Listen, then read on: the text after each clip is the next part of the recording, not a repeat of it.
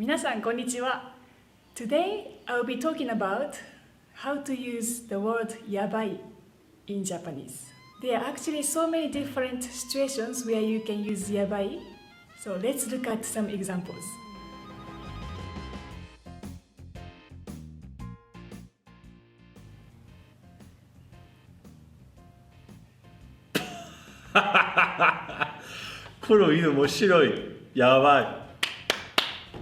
So this yabai means that it's so interesting and you just love it.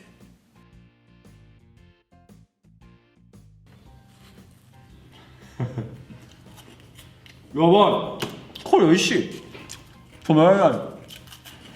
This yabai shows that it's super tasty.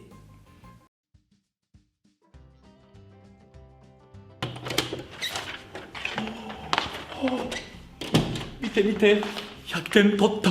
やばい。So this yabai means that you're extremely happy about something that you didn't expect.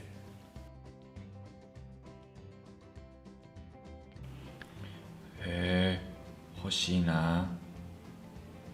いくらだろう？$300？やば、高い。 So this yabai shows that you are shocked. じゃあ、うわあ、もうこんな時間。やばい、仕事に送る。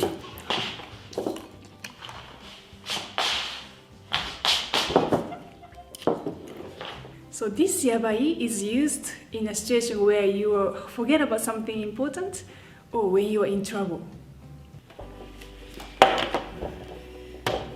So, as you can see, the word yabai can have a positive meaning but also a negative one.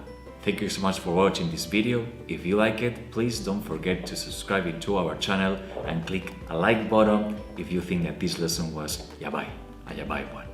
So yeah, thank you so much and mata ne! Ah, my phone! やばい、めっちゃ美味しい。止まらない。しまった。Yabai means that you are shocked.